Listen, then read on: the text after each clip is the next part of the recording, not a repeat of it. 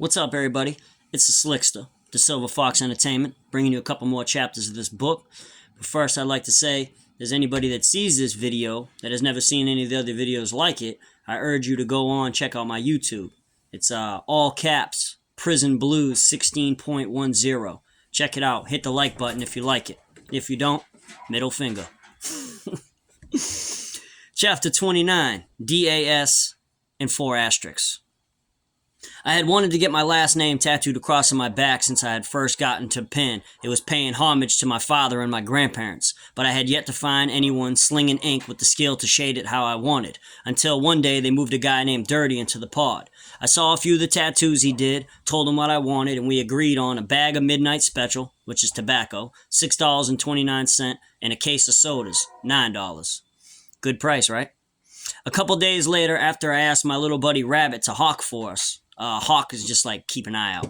After count, I snuck up into Dirty's cell. He put the pattern on, I looked at it in the mirror, and it looked good, so he started doing the outline. After the outline was done, I looked at it again, and everything seemed good, so he started shading the letters. When he got to the letter S in the middle of my back, we heard a female's voice says, "Gimme the gun." Gun is another word for tattoo gun. We looked up and we saw a short white CO wearing glasses with her head poking through the window. She got on her radio, the door popped, and she walked into the cell. Violation. A woman's not supposed to walk into a man's cell. At first, we tried to play stupid, but when one guy is wearing gloves while holding the bloody rag and the other is shirtless with blood and plasma leaking out, it's kind of hard to lie, but we still tried. She said, "Give me your IDs." Dirty gave her his, but I didn't have mine with me, so I said, "Mine's is in the cell." Big mistake. "This isn't your cell?" she asked. I knew I had fucked up, so I stayed silent. "You two, come with me." We stepped out onto the top tier, and all eyes were on us. I looked for Rabbit. I was pissed. She let us out of the pod.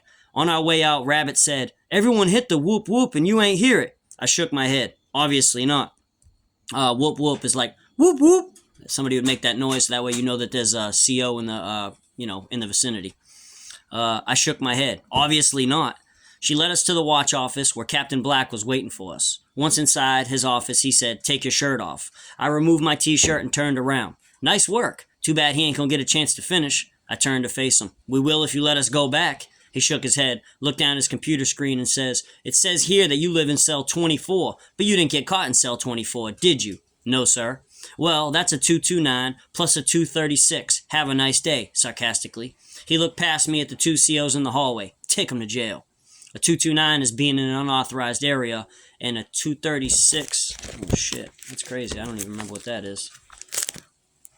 236 is institutional charge, tattooing, piercing, or branding of self or others, or the possession or use of tattooing, piercing, or branding equipment. My bad. I should know that. Going to the hole twice in 6 months really took it out of me. I wasn't even trying to get in trouble. As far as I was concerned, I was just doing my time, trying not to let it do me. But I can honestly say that something inside my brain changed during my second stay. My damnation became my salvation. I started my steadfast devotion to writing Life in the Red, refusing to be forgotten.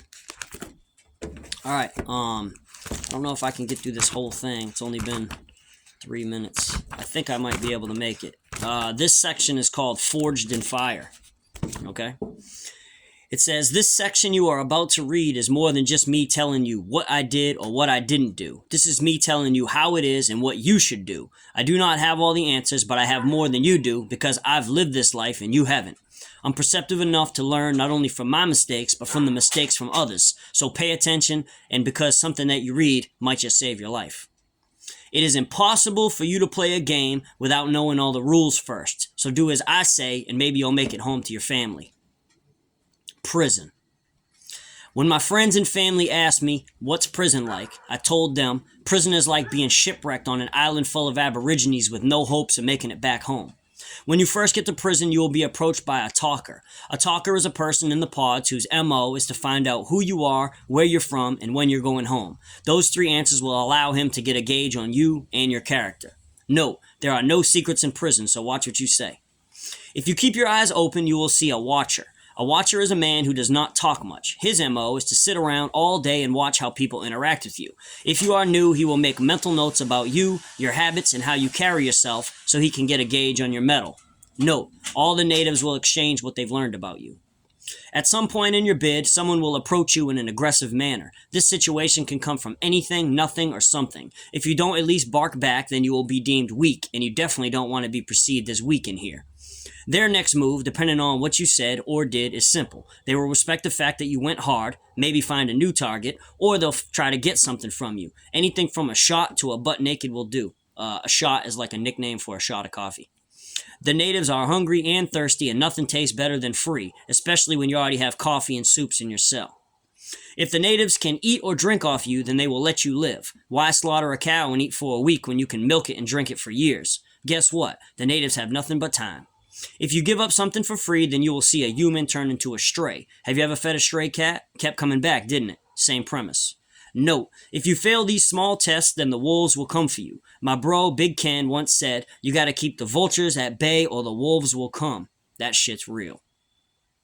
Wolves will lure you in under false pretenses. It can be as simple as asking you for something with hopes that you will say no, or they can justify a reason to mess with you, or as intricate as giving you or lending you something like food or drugs with hopes that you can't pay it back when you could. That way they can be justified to take something from you. So, let's just say that happens to you. Let's just say that you get some trap from someone. Trap is weed, if you don't know that.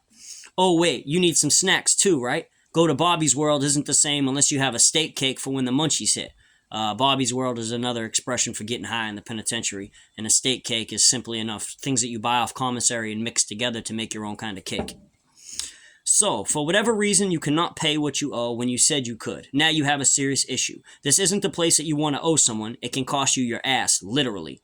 At the very least, it can cost you everything in your cell. Food, clothes, state or property, legal mail, maybe even pictures of your family. How would you feel knowing that pictures of your family are being traded around like baseball cards to sex offenders? I'm serious. I've seen wolves sell pictures of inmates' kids to chomos. Shit can get real deep real fast, so think about it. So, store day comes and goes and you can't pay what you owe. Depending on the wolf, he might just say double it, which is a money-making extortion tactic, and it may buy you some time, but it will most likely leave you with nothing for yourself when you go to the store. Or, the wolf might send one of his friends, brothers, or cousins to run the shake-up game on you. Maybe he sends someone to collect his money that you don't even know. Maybe he doesn't want to deal with the headache, so he sells your debt to somebody at a discount. Shit, maybe he just gives your debt to a tree jumper with hopes that you get raped. Now you have a stranger pulling up on you in the pod, boardwalk, or chow hall, hollering about his money. Who wants that? Okay, so now you got some goon at your door telling you to put your TV and all your property in a laundry bag. Does he have a knife? Is he alone? Do you give it up? Do you fight? It's only a couple $100, right? Your mom will buy you a new TV, won't she? You don't want to trick your time up, do you? It's not really worth fighting for, is it? Hell yes, it is. Now it's way deeper than just a bag of stuff. Blood in the water attracts sharks, and guess what? The sharks in here, they don't have to swim very far to get you. Haven't you seen Shark Week on the Discovery Channel? If you give up anything, you will be tagged as a pussy. Do you know what happens to pussies in prison? They get fucked. So don't put yourself in a compromising position, and you will not have to worry about becoming a victim. The Grim Reaper is a patient opponent. But if you already did that and it's too late to duck wreck, duck wreck is like pretty much you don't want to fight. You're just like, oh man, I'm good. Da, da, da, da. It's like the pussy roll. There's only one thing left to do. You fight. You just fight and you hope for the best. Even if you get your ass whooped and all your shit took, at least people will see that you will fight, and if you have to, and that simple fact holds weight in prison. Have faith in yourself. Swing for the fences. Fuck a bunt. Maybe you just get a lucky shot off because your attacker thinks you're soft. Maybe you catch him on the chin. Knock him out. If that happens, you drag his unconscious body out of his cell and into the middle of the pod. You put one foot on his chest and you scream, "Anybody else want to try me?" You will go down in history as a badass, and I guarantee that nobody will mess with you again. That sounds cool, doesn't it? Yeah, I know it does. Well, snap back to reality. You get all your shit took and now you're sporting a fresh black eye. First chance you get, you run up in your attacker's cell and you try taking your stuff back. If he don't got your stuff, then you take all his stuff. By any means necessary. You're in the jungle now, you better pick a spirit animal. Even if you get beat up again, at least people will see that you're not just a speed bump, and you will take a stand. Violence is the loudest form of communication in prison. Note, you do not have to worry about the dog that barks, because it's too busy barking to bite. The quiet dog almost always bites. So, let's just say that you choose not to fight. You get your face mushed, you get all your stuff took anyway. What do you do next? You should probably go to the booth and tell the COs what happened to you, right? Hell no. Do you honestly think that telling the COs what happened is going to get your stuff back? Not likely. Now, not only did you get your face mushed and all your stuff took, but you didn't even fight back, and now you're labeled as a pussy and a snitch for the rest of your bid. Welcome to prison, bitch. Never ever forget that you're surrounded by a bunch of people who saw or heard what happened to you, and more importantly, how you reacted. A few of which are never going home. This is their home, and the only reality they will ever know until they close their eyes for the final time. Released when deceased. They will not forget you. I've seen it happen a bunch of times. Snitches get away momentarily, but it always catches up with them. If you come in here, you'll see. You must hold your reputation in high regard. It will make or break your bid. Your word and your balls are all you have behind those concrete walls. One of my buddies, Sharif, he said it the best. He said, reputations are like driver's licenses. You have to get them renewed every 5 years. Okay, next section. Cellies. Cellies is another term for cellmate, just in case you don't know. This section of this book is the most important. Early on in my bid, one of my crip buddies, CeeLo, he told me, Slick, you only need 2 things for a smooth bid. A good celly and a good workout partner. And he was right. A good celly can literally make or break your bid. So let me tell you what to look for. Take my advice. I might just save you a hell of a headache. The moment the cell door of your new cell door opens and you see your cellie for the first time, you should drop your property outside of his door out of respect. Yes, it's his door. You're moving in with him. Prison is a very territorial and primal place. Reach out and shake his hand and say, do you have a problem with me moving in the cell with you? You do this out of respect, and you do it for a few reasons. Maybe he's waiting for one of his homeboys, bros, or even a boy to move up in his cell. Believe me, you don't want to be in the middle when dudes are trying to sell up. It can get pretty ugly. Maybe your new cellie doesn't like how you look. Racism is fully alive in prison. If he says you can move in, then you should say, before I move in, I got 3 questions for you. 1, what are you locked up for? 2, are you a banger? And 3, do you fuck around? A banger is a slang term for being a gangbanger, and fuck around means that you're into homosexual activities. While he answers your questions, you should answer them too. Maybe you're a SO, maybe you're a banger, or maybe you're a chomo. SO is sex offender, chomo is child molester. Who knows? You can be anyone you want to be in prison. If you don't like his answers, you only have 2 options. 1, you put in a cell change request form, or 2, you turn around and go back the way you came. You tell the CO in the booth that you're not moving in, and the CO is going to say, well, why are you not going to move in? And you say one simple thing, we're not compatible. That's it. You don't say nothing extra to it. Oh, he's white, I'm black, he's gay, he's this, he's this, he's this. You don't say none of that shit. You just say, we're uncompatible. And the reason for that is really simple. Compatible is a word used by COs. You have to learn how to speak their language. When you go into the jungle like that, if you don't know how to speak that's the whole reason for this book right here, is to help you. If you're going to prison, or somebody that you know is going to prison, this is the kind of book that you need to read, especially in Virginia. I can't really speak about time, like other than what people told me, like secondhand from people coming from California. It's way more rugged out there. Or up in Massachusetts, they got whole different sets of rules, man. You got to learn the rules where you're in that place. Says, how you carry yourself at the beginning of your bid will directly affect how you are perceived and treated throughout. And that's not just by inmates, that's by COs too. Reputation is everything. So if you say, I'm not living with a sex offender, you might be respected. Even though most SOs lie about their charges. But if you say something like, I'm not moving in with a homosexual or a gangbanger, there might be repercussions in the future. Because them dudes don't play that shit. They live in that life until their death. They're not playing with you. Let me see what else we got here. Note, if you buck on going in the cell for whatever reason, you may receive a charge or go to the hole. But if you act like you got some sense, you might get assigned to another cell. So be assertive and slick at the same time. It's the whole reason for this thing. So let's just say that it all works out and you move in. The moment you walk through the door of your new residence, you should look out for 2 things. 1, how much commissary or property does he have? 2, how clean is the cell? Let me break it down for you. It's very simple. Firstly, you can get a gauge on what kind of a man he is just by looking at what he owns. Not because it matters how much money he has, because I've had rich cellies with hearts full of DFL. DFL is dope fiend larceny. And poor cellies with hearts of gold that will literally give you their last.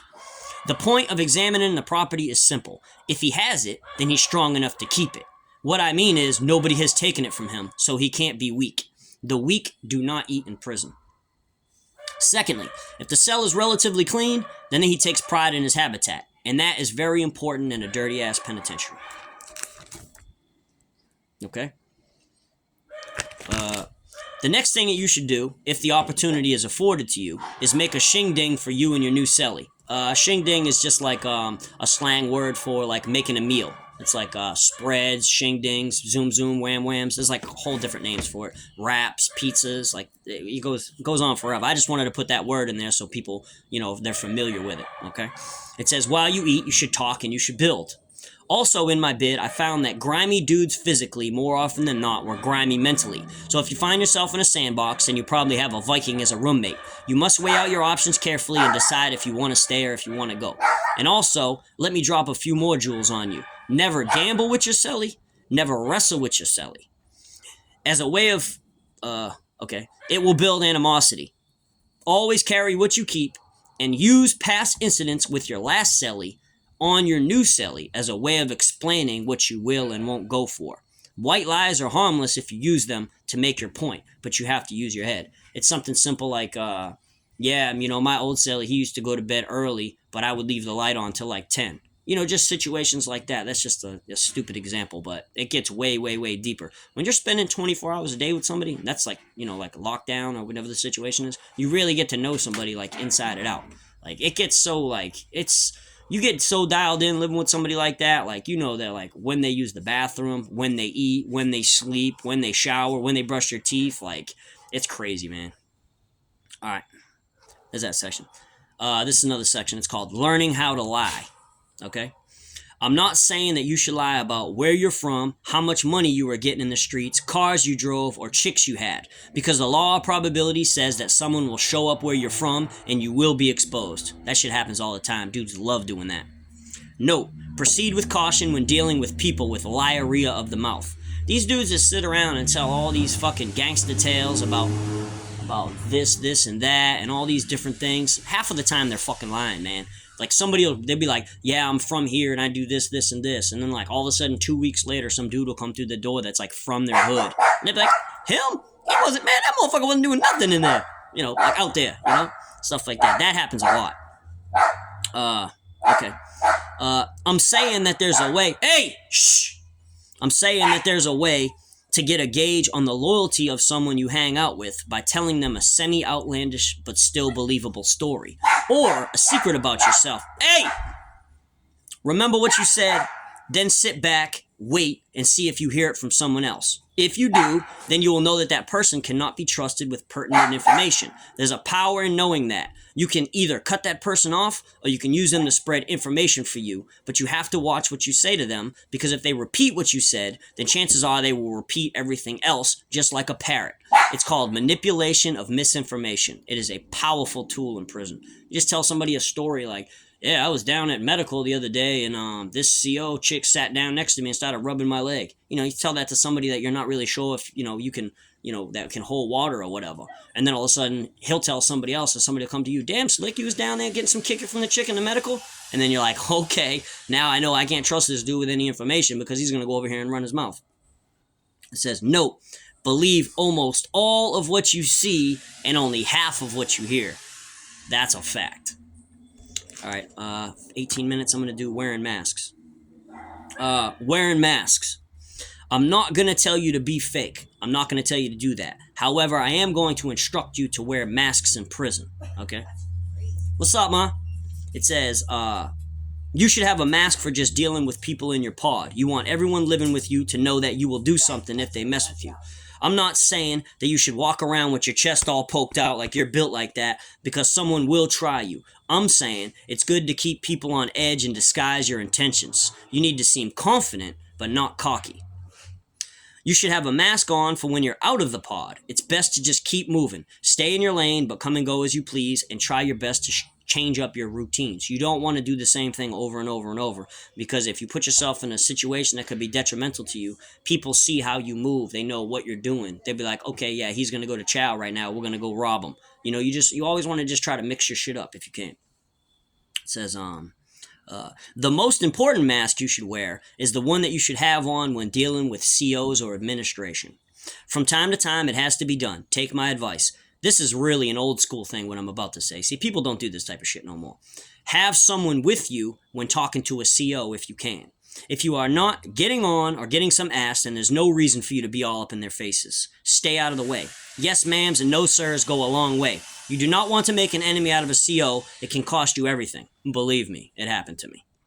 One thing to go back about that too is, so it's nice to have somebody with you. Like a lot of people will be like my battle buddy, my stick man, my round, just in case like you have to like you need something from the COs, or you're trying to like get something notarized, or whatever. It doesn't matter what the situation is. You just take your buddy with you and you pull up on the CO together. So that way, just in case like you put yourself in a situation that can be like super detrimental, they can't say, oh well, he said such and such to me. Like, oh yeah, well who was with him? Camera showing that I was with dude and he was standing there right there with me, so that at least you have some type of a witness. It depends on like what type of stuff you into, because like if you're cool with the CO and you've been around for 3, 4, 5 years, they know you're not into no fuck shit, so they're like, all right, well he can approach me, da da da da. But a lot of people don't really do that, man. The youngins that come in up there, they be all up in their faces like da da da da, saying stuff. It's retarded.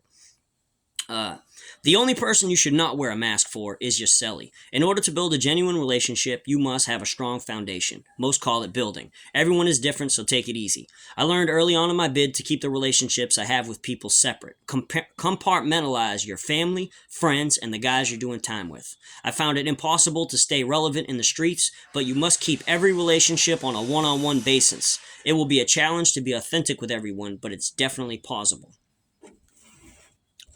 21 minutes. I'm going to do power too. This is a good one right here. Yeah. Power. There are levels of unseen power in every man. Some have more than others, some have almost none. Some men can command attention merely by their presence. Some men are looked at every day, rarely seen, and almost never mentioned. The trick is knowing when to talk and when to listen. Always remember that you have twice as many ears as mouths.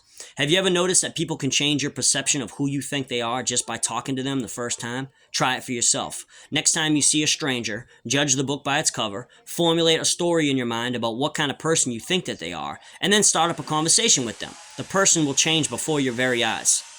There is also a level of mysteriousness in silence. Master that. Some men speak with so much passion and charisma that they can move people with their words or actions. Have you ever seen The Patriot, Gladiator, or Braveheart? Power is gained and lost daily by the games that are played and the individuals that play them. But if you don't give them the cards, they can't play. When I was at Prince William County, I took an anger management class. The instructor's name was Richard Shaw. He said, prison is the house of games. And I never fully understood what he meant until I experienced it for myself. The games don't change, but the players do. Prison gives you a lot of free time to think and even more time to scheme. In such a closed society, the measure of a man is an easy thing to get a gauge on. The Unbounded Spirit once wrote, characterize people by their actions and you will never be fooled by their words. The most important sense we have is our ability to see what's going on. People can say anything out of their mouths, but if their words and their actions don't mix, then something is amiss. Always also remember, the true mark of a genius is his ability to bide time. A smart man knows an opportunity when he sees one. If you stay small, lay in wait, your time will come. Charles Darwin also said, it is not the strongest of the species that survives, it's the one most responsive to change. And that's really hard in a place like that. But those are really, really important quotes that people should remember. It says, be malleable. The strongest and loudest will succumb to their basic primal instincts. Sadly, in the animal kingdom, the smartest are not chosen very often. It's the biggest and most colorful that reproduce. Well, guess what? There's no breeding in prison. There are men receiving, but none are conceiving. Keep in mind, personality traits and characteristics paint a picture of who we are and, more importantly, what we stand for. If you stand for nothing, then you will fall for anything. Know who you are because you will be tested. Next time you step out of your cell, I challenge you to look at everyone in the pod. You will always know who the biggest is and maybe the strongest is, but I guarantee you cannot pick out the smartest. That's it, man. We're gonna cut it off there. That's about almost 25 minutes. When I come back and take back off, it'll be beef. This part right here, Forged in Fire, like I firmly believe is the best part of this whole entire book, because it isn't me telling you a story and you learning from my mistakes. It's me telling you where the mistakes lie in your future. So be safe, stay out of trouble, and if you do get in trouble, buy a copy of this book because you might need it to save your life. Have a good night.